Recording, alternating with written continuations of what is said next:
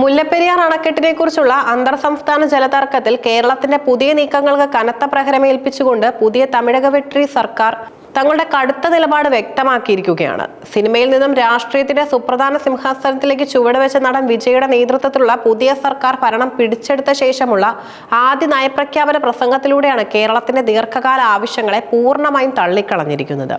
രാഷ്ട്രീയമായി തമിഴ്നാട്ടിൽ വൻ അഴിച്ചുപണികൾ നടന്നിട്ടുണ്ടെങ്കിലും അയൽ സംസ്ഥാനങ്ങളുമായുള്ള ജലവിനിയോഗത്തിലും അതിർത്തി തർക്കങ്ങളിലും തമിഴ് ജനതയുടെ പരമ്പരാഗതമായ അവകാശങ്ങൾ ഒരു വിട്ടുവീഴ്ചയ്ക്ക് തങ്ങൾ തയ്യാറല്ലെന്ന വ്യക്തമായ സന്ദേശമാണ് പുതിയ വിജയ് സർക്കാർ ഇതിലൂടെ നൽകുന്നത്. കേരളത്തിലെ വി.ഡി. സതീശൻ സർക്കാരിന്റെ നേതൃത്വത്തിൽ മുല്ലപ്പെരിയാറിൽ പുതിയ ഡാം എന്ന ആവശ്യത്തിന്മേൽ രാഷ്ട്രീയവും നിയമപരവുമായ നീക്കങ്ങൾ സജീവമാകുന്നതിനിടയിലാണ് ചെന്നൈയിൽ നിന്നും തികച്ചും നിഷേധാത്മകമായി ഈ പ്രതികരണം വന്നിരിക്കുന്നതെന്നതും ശ്രദ്ധേയമാണ്. തമിഴ്നാട് നിയമസഭയിൽ ഗവർണർ വായിച്ച സർക്കാരിന്റെ കന്നി നയപ്രഖ്യാപന പ്രസംഗത്തിൽ കേരളത്തെ മറ്റ് അയൽ സംസ്ഥാനങ്ങളെയും പൂർണ്ണമായും പ്രതിരോധത്തിലാക്കുന്ന ഒട്ടനവധി പ്രഖ്യാപനങ്ങളാണ് ഉൾക്കൊള്ളിച്ചിരിക്കുന്നത്. കേരളവും തമിഴ്നാടും തമ്മിൽ പതിറ്റാണ്ടുകളായി നിലനിൽക്കുന്ന മുല്ലപ്പെരിയാർ തർക്കത്തിൽ ഒരു പുതിയ അണക്കെട്ട് എന്ന നിർദ്ദേശത്തെ തമിഴ്നാട് എക്കാലത്തും എതിർത്തിട്ടുള്ളതാണ്. മുൻപ് ഭരിച്ച DMK, AIADMK തുടങ്ങിയ പരമ്പരാഗത ദ്രാവിഡ പാർട്ടികൾ ഈ വിഷയത്തിൽ സ്വീകരിച്ചിരുന്ന അതേ കടുത്ത നിലപാടും കടുംപിടുത്തവും തന്നെയാണ് തങ്ങൾക്കും ഉള്ളതെന്ന് വ്യക്തമാക്കാൻ വിജയ് സർക്കാർ നയപ്രഖ്യാപനത്തെ ഒരു രാഷ്ട്രീയ ആയുധമാക്കി മാറ്റി. മുല്ലപ്പെരിയാർ അണക്കെട്ടിന്റെ സുരക്ഷയും ദക്ഷിണ തമിഴ്നാട്ടിലെ 5 ജില്ലകളിലെ ജലലഭ്യതയും സംബന്ധിച്ച തമിഴ്നാടിന്റെ പരമ്പരാഗത നിലപാടിൽ ഒരു ഇഞ്ച് പോലും പിന്നോട്ടില്ലെന്ന് ഗവർണർ സഭയെ അറിയിച്ചു. പുതിയ അണക്കെട്ട് നിർമ്മിക്കാനുള്ള കേരള സർക്കാരിന്റെ എല്ലാവിധ ശ്രമങ്ങളെയും നിയമപരവും രാഷ്ട്രീയമായും ശക്തമായി പ്രതിരോധിക്കുമെന്നാണ് നയപ്രഖ്യാപനത്തിൽ അടിവരയിട്ട് പറയുന്നത്. നിലവിലുള്ള മുല്ലപ്പെരിയാർ അണക്കെട്ട് 100% സുരക്ഷിതമാണെന്നും സുപ്രീം കോടതി നിർദ്ദേശിച്ച പ്രകാരമുള്ള ബലപ്പെടുത്തൽ അടക്കമുള്ള ആവശ്യങ്ങൾ തുടർ അറ്റകുറ്റപ്പണികളുമായി തമിഴ്നാട് മുന്നോട്ടു പോകുമെന്നും സർക്കാർ വ്യക്തമാക്കി. അന്തർ സംസ്ഥാന ചർച്ചകളിലൂടെയോ ഉഭയകക്ഷി ചർച്ചകളിലൂടെയോ ഈ വിഷയം സൗഹൃദപരമായി പരിഹരിക്കാമെന്ന കേരളത്തിന്റെ പ്രതീക്ഷകൾക്കാണ് വിജയ് സർക്കാരിന്റെ ഈ കടുത്ത പ്രഖ്യാപനം വലിയ വെല്ലുവിളിയായി ഉയർത്തുന്നത്. തമിഴ്നാടിന്റെ അനുമതിയില്ലാതെ കേരളത്തിന് ഏകപക്ഷീയമായ പുതിയൊരു ഡാം നിർമ്മിക്കാൻ കഴിയില്ലെന്ന യാഥാർത്ഥ്യം നിലനിൽക്കെ വിഷയം വീണ്ടും കനത്ത നിയമയുദ്ധത്തിലേക്ക് വഴിമാറുമെന്ന സൂചനയാണ് ഇത് നൽകുന്നത്. സഭയിലെ പുതിയ അംഗങ്ങളെ അഭിനന്ദിച്ചുകൊണ്ട് ആരംഭിച്ച ഗവർണറുടെ നയപ്രഖ്യാപന പ്രസംഗം തമിഴ്നാടിന്റെ ആഭ്യന്തര രാഷ്ട്രീയത്തിൽ വലിയൊരു പടയൊരുക്കത്തിനാണ് തുടക്കം കുറിച്ചിരിക്കുന്നത്. മുൻ ഭരണകക്ഷിയായ DMK-ക്കെതിരെ കടുത്ത ഭരണവിരുദ്ധ വിമർശനങ്ങളാണ് പുതിയ സർക്കാർ ഗവർണറെ കൊണ്ട് സഭയിൽ വായിപ്പിച്ചതും. തമിഴ്നാട്ടിൽ സമീപകാലത്തെ കുറ്റകൃത്യങ്ങൾ വൻതോതിൽ പെരുകാൻ കാരണം മുൻ സർക്കാരിന്റെ പരാജയമാണെന്ന് പ്രസംഗത്തിൽ കുറ്റപ്പെടുത്തി. പ്രത്യേകിച്ച് സംസ്ഥാനത്തെ ലഹരി വസ്തുക്കളുടെ ഒഴുക്ക് തടയുന്നതിൽ മുൻ ഭരണകൂടത്തിന് കടുത്ത പരാജയമാണ് ഉണ്ടായത്. യുവാക്കളുടെയും വിദ്യാർത്ഥികളുടെയും ഭാവിയെ തകർക്കുന്ന ലഹരി മാഫിയകളെ അടിച്ചമർത്തുന്നതിൽ DMK കാണിച്ച ഉദാസീനത സംസ്ഥാനത്തെ ക്രമസമാധാന നില പൂർണ്ണമായും തകർത്തു. പുതിയൊരു രാഷ്ട്രീയ സംസ്കാരം വിഭാവനം ചെയ്യുമ്പോഴും തമിഴ്നാടിന്റെ വൈകാരിക അടിത്തറയായ സാമൂഹ്യനീതിയുടെ രാഷ്ട്രീയത്തെ പൂർണ്ണമായും ഉൾക്കൊള്ളാൻ വിജയ് തയ്യാറായിട്ടുണ്ട്. തന്തൈ പെരിയാർ, പേരറിഞ്ഞാർ, അണ്ണാദുരൈ എന്നിവരുടെ ഭരണഘടനാ ശില്പി ഡോക്ടർ BR അംബേദ്കറുടെയും പേരുകൾ നയപ്രഖ്യാപന പ്രസംഗത്തിൽ പ്രത്യേകം പരാമർശിച്ചത് ഇതിന്റെ തെളിവാണ്.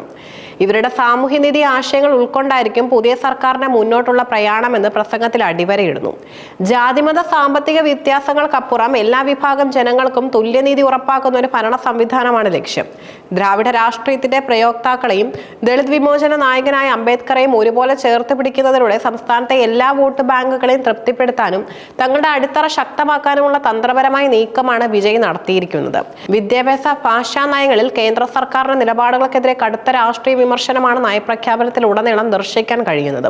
തമിഴ്നാടിന്റെ പരമ്പരാഗതവും വികാരപരവുമായ ദ്വിഭാഷാ നയം കർശനമായി തന്നെ തുടരും. കേന്ദ്ര സർക്കാർ കൊണ്ടുവന്ന പുതിയ വിദ്യാഭ്യാസ നയത്തിലെ ത്രിഭാഷാ പദ്ധതി തമിഴ്നാട്ടിൽ നടപ്പാക്കില്ലെന്ന് വിജയ് സർക്കാർ പ്രഖ്യാപിച്ചു. ത്രിഭാഷാ നയം നടപ്പാക്കുന്നതിനായി കേന്ദ്ര ഫണ്ടുകളും വിഹിതങ്ങളും ബന്ധിപ്പിക്കുന്ന കേന്ദ്ര സർക്കാരിന്റെ തന്ത്രപരമായ നീക്കങ്ങളെ ഒരു കാരണവശാലും സംസ്ഥാനം അംഗീകരിക്കില്ല. കേന്ദ്രവും സംസ്ഥാനങ്ങളും തമ്മിലുള്ള ഫെഡറൽ തത്വങ്ങളെ മാനിക്കാത്ത കേന്ദ്ര നയങ്ങളെ ശക്തമായി രാഷ്ട്രീയമായി നേരിടും. കേന്ദ്രത്തിനെതിരായ ഈ കടുത്ത രാഷ്ട്രീയ വിമർശനങ്ങളെല്ലാം തന്നെ ഗവർണർ സഭയിൽ പൂർണ്ണമായി വായിച്ചു എന്നത് പ്രതിപക്ഷത്തെ പോലും അത്ഭുതപ്പെടുത്തിയിട്ടുണ്ട്. സാധാരണയായി കേന്ദ്ര നയങ്ങൾക്കെതിരെ ഗവർണർമാർ പരസ്യ നിലപാടുകൾ സ്വീകരിക്കാൻ മടിക്കാറുള്ള സാഹചര്യത്തിലാണ് ഇവിടെ ഗവർണർ സർക്കാരിന്റെ നയം പൂർണ്ണമായി വായിക്കാൻ തയ്യാറായത്.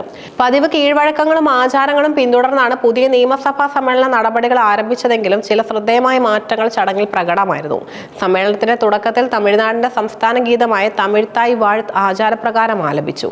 തുടർന്ന് ഗവർണർ ഗവർണറുടെ പ്രസംഗത്തിനു ശേഷം ദേശീയഗാനവും ആലപിച്ചാണ് സഭ പിരിഞ്ഞത്.